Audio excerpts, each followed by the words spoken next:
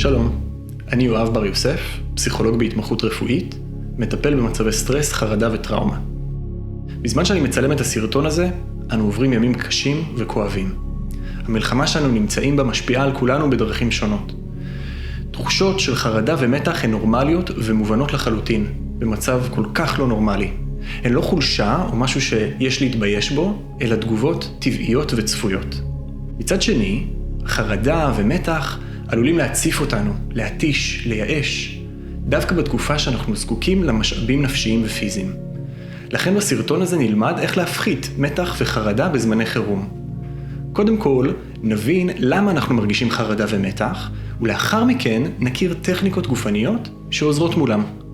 ובסוף נדבר על מה אפשר לעשות כדי להחזיר לעצמנו את תחושת השליטה. למה אנחנו מרגישים חרדה ומתח? כבני אדם, כשיש עלינו איום, המוח מפנה אנרגיה לאיברים שיכולים להתמודד איתו. לכן במצבים כאלה נרגיש דריכות בחזה, בבטן, בידיים, ברגליים.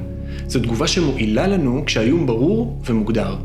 לדוגמה, כשיש אזעקה וצריך לרוץ לממ"ד, הרגליים יביאו אותנו לשם במהרה.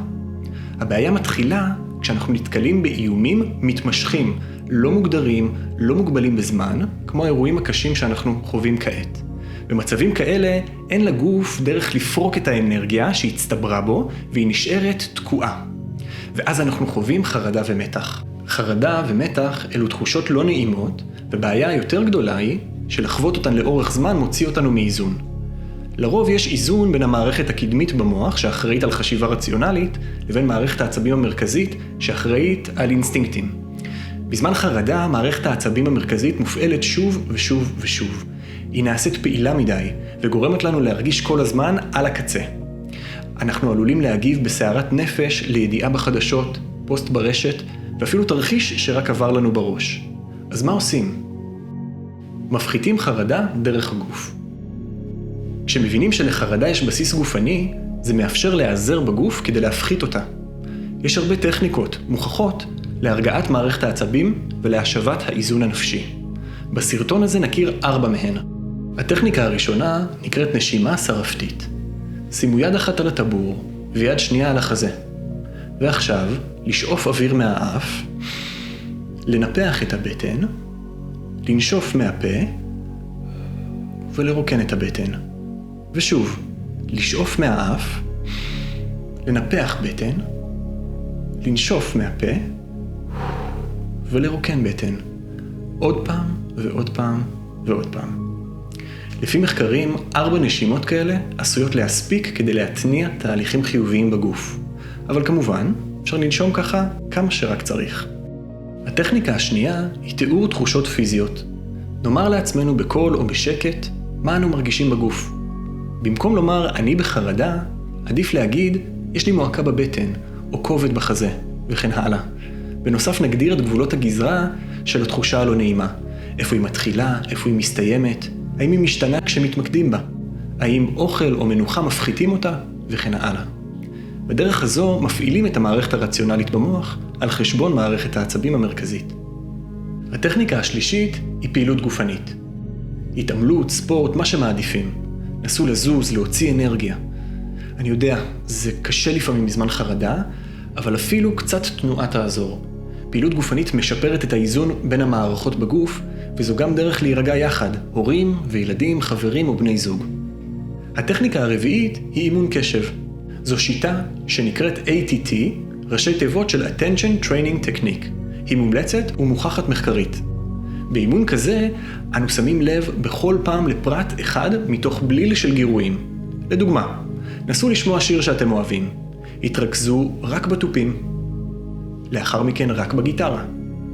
אחר כך רק בשירה. מכל צליל אחר פשוט תתעלמו. כך תפעילו באופן יזום את המערכת הרציונלית במוח ותירגעו בהדרגה. איך מחזירים את תחושת השליטה?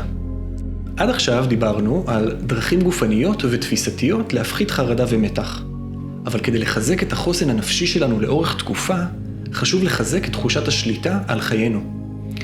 הרבה אנשים מתעדכנים כל הזמן במתרחש, דרך הטלוויזיה, אתרי חדשות, תמונות וסרטונים ברשתות החברתיות. גם זו נטייה עם בסיס ביולוגי חזק. אנחנו מרגישים שאם נדע מה קורה, נוכל להגן על עצמנו ועל היקרים לנו, ואולי נקבל חדשות טובות. בפועל זה לא בדיוק עובד ככה. המשיכה לתכנים כאלו עלולה להוביל לזעזוע ולתחושות עוד יותר קשות. היא מעוררת את מערכת העצבים המרכזית ורק מלבה את החרדה. במקום להירגע ולהרגיש בשליטה, קורה לנו ההפך הגמור. אז מה עושים? המטרה שלנו היא לעבור מפסיביות לאקטיביות, וזה אומר לפעול בשני מישורים. המישור הראשון הוא לצרוך פחות תוכן מאיים. לדוגמה, אם בזמן הצפייה בסרטון הזה פתוחה ברקע טלוויזיה שמשדרת חדשות, קבעו אותה עד שתסיימו לצפות. אחרי הצפייה כדאי לצאת להליכה קצרה בבית, או בחוץ אם אפשר. לאנשים שרגילים להיות מחוברים כל הזמן, קשה להתנתק אפילו לרגע. לכן חשוב לא לצפות מעצמכם ליותר מדי. גם 5 דקות של שקט יתרמו להרגעת מערכת העצבים. המישור השני הוא ליצור שגרה. אנחנו לא יודעים כמה זמן המלחמה תתמשך ואיך היא תתפתח. לכן כדאי לבנות לעצמנו לוח זמנים מדי יום ביומו. חשוב לקום בבוקר בשעה קבועה ולנסח בבירור מה רוצים לעשות היום. כדאי לשלב בלוח הזמנים פעולות מסיחות דעת, כמו אפייה, גידול הציצים או משחק עם הילדים. כל פעילות שממקדת אותנו ומונעת חשיפה לאמצעי התקשורת עוזרת להגביר את תחושת השליטה. יש אנשים שעוזר להם לעבוד יותר שעות בתקופות חירום, ויש אנשים שמתקשים לעבוד או פשוט לא מסוגלים. אם אתם עובדים בתקופה הזאת, חשוב להבין לאיזו קטגוריה אתם משתייכים, ולעדכן את המנהלים או את הלקוחות שלכם. בנוסף, אנחנו רואים בתקופה הקשה הזאת היקף מדהים של התנדבות, עזרה לאחרים ויוזמות סיוע. מעבר לחשיבות שבמעשים כאלו, הם עוזרים גם לנו. התחושה שאנחנו מועילים, שעזרנו למישהו, יכולה להחזיר לנו את האיזון והשליטה. לסיום, אני מתפלל שנדע ימים שקטים יותר. בינתיים אני מקווה שהסרטון נתן לכם כלים מועילים להפחתת החרדה והמתח בזמני חירום. קשה למצוא תקווה כרגע, מאחורי הכאב, הזעם והאבל, אבל היא שם, והיא עוד תפציע. להתראות.